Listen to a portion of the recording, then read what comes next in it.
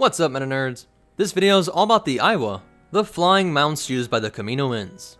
This is a non-sentient creature, meaning they never developed a language or used tools, and so they were on the same intellectual level as creatures like banthas and tauntauns. This helped to make them easy to tame, where they were used not just on Kamino, but also by the Gungans of Naboo. Coruscant biologists are unsure whether these evolved first on Naboo and were transferred to Kamino at some point in the distant past, or if they were first developed by the clone engineers. There's reason to believe that it's the latter, but nobody can confirm this, since the Kaminoans are notoriously tight-lipped. These enormous creatures could reach a size of 1,200 kilograms, or 2,646 pounds, making it twice the weight of a pterodactyl. At a length of 9 meters, or 30 feet, it was as long as a Vulture droid plus a Wookiee, and with its 11-foot wingspan, it was wider than an HMP droid gunship, and with a height of 3 meters, or 10 feet, it was almost as tall as an AT-RT. Their skin color ranges from hues of blue, gray, and green, and their most striking feature is that they're able to swim underwater, but also glide through the air. When the Aiwha wanted to sink into the sea, buoyancy chambers in its body filled up with water, allowing it to take on hundreds of kilograms of water at a time. When it wanted to soar through the air, it could rapidly expel all of that water, causing it to shoot up to the surface, and then it would just take a couple more flaps from its giant wings in order for it to glide around. They also need to breathe air, and their rubbery, waterproof skin and ability to expel water in a way that was similar to a blowhole are all reasons that the Aiwha is considered to be a type of cetacean, like dolphins and whales from Earth.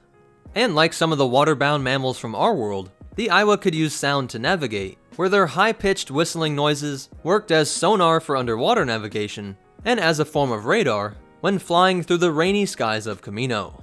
They actually have 2 pairs of wings, with these smaller 2 acting like rudders, while the big ones are what generate all the lift. And their mouth is full of extremely sharp teeth, which they could use to capture prey when they would dive bomb for fish or other aquatic mammals. Sometimes an Aiwha would end up on land, and it could use its tiny legs and wings to try and move around, but this was obviously a scenario they tried to avoid. Their homes were these large nest-like pods that floated on the surface of the water, in which they would give live birth. Aiwhas normally gave birth to more than 1 calf at a time, and since a pod would usually have 3 to 4 families living in it, after mating season, these large floating nests could be home from anywhere to 8 to 24 newborn Aiwhas. Their natural disposition is usually very calm, but of course if this pod was ever threatened, the Aiwhas would quickly attack any perceived threat, beating them with their enormous wings and ripping them apart with those sharp teeth. But if one could get past these defenses, one looking to domesticate an Aiwha could take advantage of this natural hardwiring, because when an Aiwha was raised in captivity, it saw their ride masters as family, whom they would violently protect to the death. The Aiwha's diet consists of shallow swimming krill and fish, food that would pass through multiple plates in their baleen, a similar organ that's found in a whale. Aiwhas normally work together to corral prey into groups that could then just be sucked into their open mouths, but they were also able to digest seaweed and kelp, something that wasn't really seen in other cetaceans across the galaxy.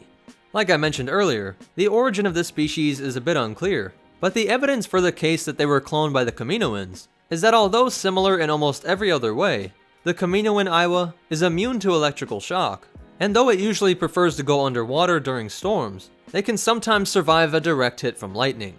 The Naboo Aiwha cannot do this, and the structures that enable this to happen do not seem to have come about from normal evolution. And when you combine this with the fact that they could eat a lot of vegetation, a trait that does seem like it would be advantageous if you developed on Naboo, a world with a lot of underwater plant life, and tons of areas that turn into swamps. Besides being physically different, they also played a distinct role in Kaminoan and Gungan culture, with the Kaminoans using them for peaceful travel between their different stilt cities, and when making a kind of religious pilgrimage to the lost cities of their ancestors that were covered up by the flooding that came at the end of the planetary ice age. Though otherwise not a very spiritual or religious people, the Kaminoans preferred riding on this natural animal instead of some sort of underwater machine where they would go and reflect over the ruins of their previous civilizations. Not for any kind of archaeological exploration, but just to feel closer to their ancestors. The Gungans, however, used them kind of like a taxi service, and during times of war, as massive aerial bombers. They were also trained to be used for reconnaissance, But this was a little bit more tricky, as you had to stop them from their natural inclination to make these loud screeching sounds in order to map out their environment. But these Gungan riders still wore earplugs, because if they were ever attacked, they would unleash a barrage of intense screams that they hoped would confuse or intimidate the enemy. And what the Gungans appreciated most about these creatures is that because they had such a strong bond, the Aiwha could sense when its pilot was hit and either in pain or knocked unconscious, and knew that it should leave the battlefield and report back to the Gungan base from which they left. Because of this, the Aiwha became one of the most beloved creatures that you would see in a Gungan military camp. And later during the time of the Empire, Rothana Heavy Engineering cornered the market on Aiwha sales and was marketing them to the Empire for scouts on worlds with breathable atmospheres at a cost of 45,000 credits. For reference, that's about 15,000 less than a TIE fighter. So that's it for the Aiwha species, but you definitely want to hear these cool facts and behind the scenes stuff.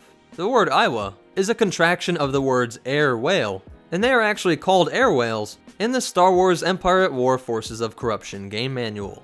There were almost Aiwhas in the original trilogy, with Ralph McQuarrie drawing concept art of these flying whales that would populate Bespin, but they were cut because of the budget and because of the special effects limitations of the time.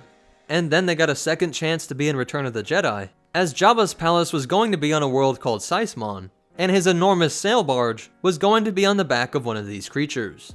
And then, believe it or not, they actually missed their third chance, where they were going to be in the Phantom Menace and used as Gungan mounts during the Battle of Naboo, but they were again dropped from the film. Of course, they finally made their appearance in Attack of the Clones, but even there was confusion as to whether they should be used on Kamino or as mounts by the Geonosians. And since then, other very similar looking creatures have been developed, like the Thrantas and the Neebrays, but these creatures have no biological connection.